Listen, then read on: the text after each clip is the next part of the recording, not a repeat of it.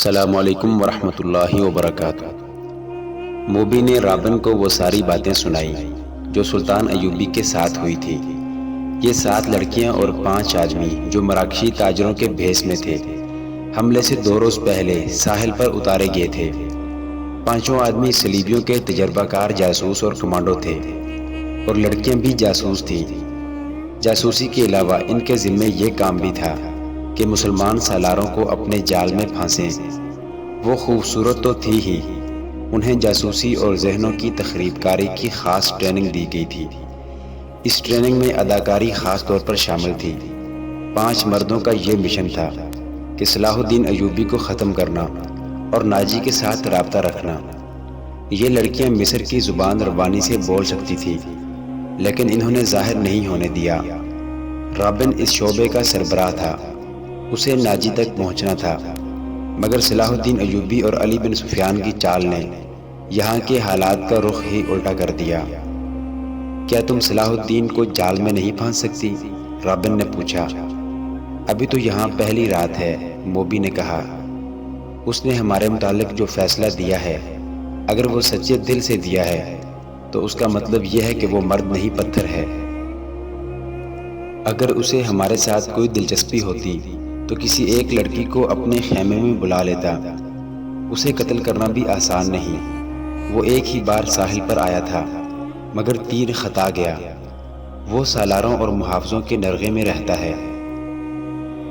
ادھر ایک سنتری ہمارے سر پر کھڑا ہے اور محافظوں کے پورے دستے نے صلاح الدین کے خیمے کو گھیر رکھا ہے۔ وہ 5 کہاں ہیں؟ رابن نے پوچھا۔ تھوڑی دور ہیں، موبی نے جواب دیا۔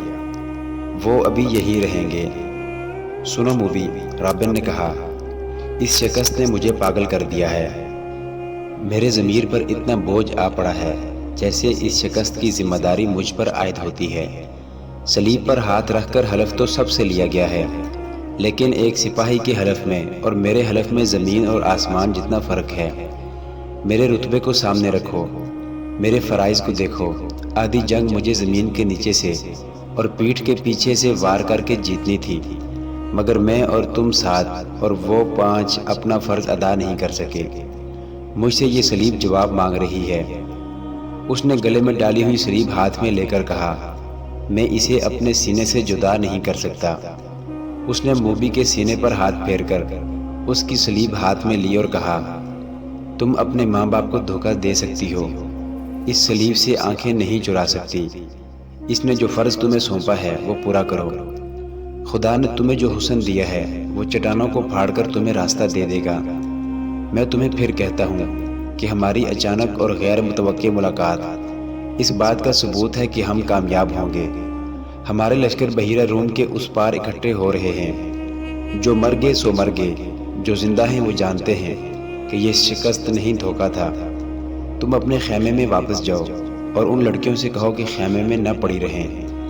بار بار صلاح الدین ایوبی سے ملیں، اس کے سالاروں سے ملیں، بے تکلفی پیدا کریں، مسلمان ہو جانے کا جھانسا دیں۔ آگے وہ جانتی ہیں کہ انہیں کیا کرنا ہے۔ سب سے پہلے تو یہ معلوم کرنا ہے کہ یہ ہوا کیا، موبی نے کہا۔ کیا سوڈانیوں نے ہمیں دھوکہ دیا ہے؟ میں یقین کے ساتھ کچھ نہیں کہہ سکتا، رابن نے کہا۔ میں نے حملے سے بہت پہلے مصر میں پھیلائے ہوئے اپنے جاسوسوں سے جو معلومات حاصل کی تھی وہ یہ ہے کہ صلاح الدین ایوبی کو سوڈانیوں کے 50,000 محافظ لشکر پر بھروسہ نہیں، حالانکہ یہ مسلمانوں کے وائسرائے مصر کی اپنی فوج ہے۔ ایوبی نے آ کر مصری فوج تیار کر لی ہے، سوڈانی اس میں شامل نہیں ہونا چاہتے۔ ان کے کمانڈر ناجی نے ہم سے مدد طلب کی تھی۔ میں نے اس کا خط دیکھا تھا اور میں نے تصدیق کی تھی کہ یہ خط ناجی کا ہی ہے اور اس میں کوئی دھوکہ نہیں، مگر ہمارے ساتھ ہماری تاریخ کا سب سے بڑا دھوکہ ہوا۔ مجھے یہ معلوم کرنا ہے کہ یہ کیسے ہوا، کس نے کیا۔ میں یہ چھان بین کیے بغیر واپس نہیں جا سکتا۔ شاہ اگسٹس نے بڑے فخر سے کہا تھا کہ میں مسلمانوں کے گھروں کے اندر کے بھید معلوم کر کے ان کی بنیادیں ہلا دوں گا۔ اب تصور کرو موبی، شہنشاہ کے دل پر کیا گزر رہی ہوگی۔ وہ مجھے سزائے موت سے کم کیا سزا دے گا؟ صلیب کا قہر مجھ پر الگ نازل ہوگا۔ میں سب جانتی ہوں، موبی نے کہا۔ جذباتی باتیں نہ کرو، عمل کی بات کرو۔ مجھے بتاؤ میں کیا کروں؟ رابن کے اعصاب پر اپنے فرض اور شکست کا احساس اس حد تک غالب تھا کہ اسے یہ بھی احساس نہیں تھا کہ موبی جیسی دلکش لڑکی، جس کے ایک ایک نقش اور جسم کے انگ انگ میں شراب کا تلسم بھرا ہوا تھا، اس کے سینے سے لگی ہوئی ہے، اور اس کے ریشم جیسے ملائم اور لمبے بال اس کے آدھے چہرے کو ڈھانپے ہوئے ہیں۔ رابن نے ان بالوں کے لمس کو ذرا سا محسوس کیا اور کہا، موبی، تمہارے یہ بال ایسی مضبوط زنجیریں ہیں، جو صلاح الدین ایوبی کے گرد لپٹ گئی تو وہ تمہارا غلام ہو جائے گا، لیکن تمہیں سب سے پہلا جو کام کرنا ہے وہ یہ ہے کہ کرسٹوفر اور اس کے ساتھیوں سے کہو کہ وہ تاجروں کے بھیس میں ناجی کے پاس پہنچیں اور معلوم کریں کہ اس کے لشکر نے بغاوت کیوں نہیں کی، اور یہ راز فاش کس طرح ہوا کہ اس سے فائدہ اٹھا کر صلاح الدین ایوبی نے گنتی کے چند ایک دستے گھات میں بٹھا کر ہماری 3 افواج کا بیڑا غرق کر دیا، اور انہیں یہ بھی کہو کہ معلوم کریں کہ ناجی صلاح الدین ایوبی سے ہی تو نہیں مل گیا، اور اس نے ہمارا یہی حشر کرانے کے لیے ہی تو خط نہیں لکھا تھا۔ اگر ایسا ہی ہوا ہے تو ہمیں اپنے جنگی منصوبوں میں رد و بدل کرنا ہوگا۔ مجھے یہ یقین ہو گیا ہے کہ اسلامیوں کی تعداد کتنی ہی تھوڑی کیوں نہ ہو، انہیں ہم آسانی سے شکست نہیں دے سکتے۔ ضروری ہو گیا ہے کہ ان کے حکمرانوں کا اور عسکری قیادت کا جذبہ ختم کیا جائے۔ ہم نے تم جیسی لڑکیاں عربوں کے حرموں میں داخل کر دی ہیں۔ تم نے بات پھر لمبی کر دی ہے، موبی نے اسے ٹوکتے ہوئے کہا۔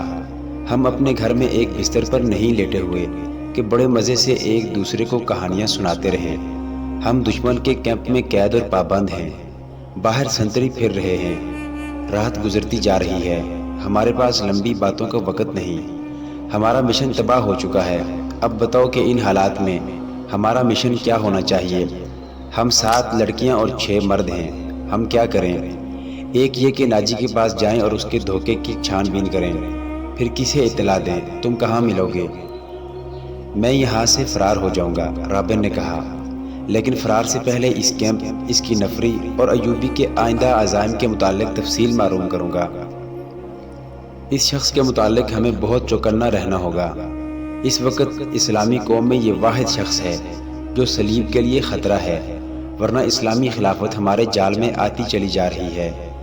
شاہ ایملر کہتا تھا کہ مسلمان اتنے کمزور ہو گئے ہیں کہ اب ان کو ہمیشہ کے لیے اپنے پاؤں میں بٹھانے کے لیے صرف ایک حلے کی ضرورت ہے، مگر اس کا یہ عزم محض خوش فہمی ثابت ہوا۔ مجھے یہاں رہ کر ایوبی کی کمزور رگیں دیکھنی ہیں، اور تمہیں 5 آدمیوں کے ساتھ مل کر سوڈانی لشکر کو بھڑکانا اور بغاوت کرانی ہے۔ نہایت ضروری یہ ہے کہ ایوبی زندہ نہ رہے۔ اگر وہ زندہ رہے تو ہمارے اس قید خانے میں زندہ رہے جہاں وہ عمر کی آخری گھڑی تک سورج نہ دیکھ سکے، اور رات کو آسمان کا اسے ایک بھی تارا نظر نہ آئے۔ تم پہلے اپنے خیمے میں جاؤ اور اپنی 6 لڑکیوں کو ان کا کام سمجھا دو۔ انہیں خاص طور پر ذہن نشین کرا دو کہ اس آدمی کا نام علی بن سفیان ہے، جسے ان ریشمی بالوں، شربتی آنکھوں اور اتنے دلکش جسموں سے ایسا بیکار کرنا ہے کہ وہ صلاح الدین کے کام کا نہ رہے، اور اگر ہو سکے تو اس کے اور صلاح الدین ایوبی کے درمیان ایسی غلط فہمی پیدا کرنی ہے کہ وہ ایک دوسرے کے دشمن ہو جائیں۔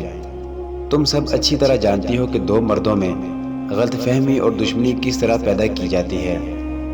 جاؤ اور لڑکیوں کو مکمل ہدایت دے کر کرسٹوفر کے پاس پہنچو، اسے میرا سلام کہنا، اور یہ بھی کہنا کہ تیرے تیر کو ایوبی پر آ کر ہی خطا ہونا تھا۔ اب اس گناہ کا کفارہ ادا کرو، اور جو کام تمہیں سونپا گیا ہے وہ 100% پورا کرو۔ رابن نے موبی کے بالوں کو چوم کر کہا، تمہیں صلیب پر اپنی عزت بھی قربان کرنا پڑے گی، لیکن خدا یسوع مسیح کی نظروں میں تم مریم کی طرح کنواری ہوگی۔ اسلام کو جڑ سے اکھاڑنا ہے۔ ہم نے یروشلم لے لیا ہے، مصر بھی ہمارا ہوگا۔ موبی رابن کے بستر سے نکلی اور خیمے کے پردے کے پاس جا کر پردہ اٹھایا۔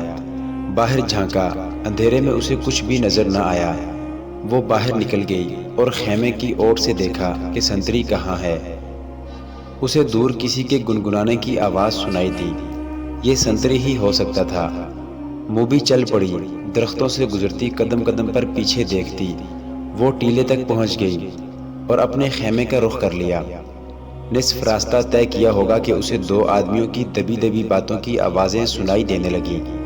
یہ آوازیں اس کے خیمے کے قریب معلوم ہوتی تھیں۔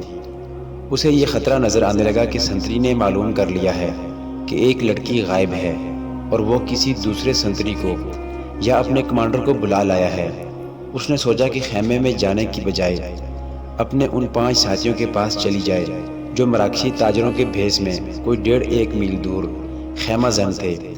مگر اسے یہ خیال بھی آ گیا کہ اس کی گمشدگی سے باقی لڑکیوں پر مصیبت آ جائے گی۔ وہ تھی تو پوری چالاک، پھر بھی ان پر پابندیاں سخت ہونے کا خطرہ تھا اور کوئی چارہ کار بھی نہ تھا۔ موبی ذرا اور آگے چلی گئی تاکہ ان 2 آدمیوں کی باتیں سن سکے۔ ان کی زبان وہ سمجھتی تھی۔ یہ تو اس نے دھوکہ دیا تھا کہ وہ سسلی کی زبان کے سوا اور کوئی زبان نہیں سمجھتی۔ وہ آدمی خاموش ہو گئے۔ موبی دبے پاؤں آگے بڑھی۔ اسے بائیں طرف قدموں کی آہٹ سنائی دی۔ اس نے چونک کر دیکھا۔ درختوں کے درمیان اسے ایک سیاہ سایہ جو کسی انسان کا تھا جاتا نظر آیا۔ اس نے رخ بدل لیا اور ٹیلے کی طرف آنے لگا۔ موبی کوئی خطرہ مول نہیں لینا چاہتی تھی۔ وہ ٹیلے پر چڑھنے لگی۔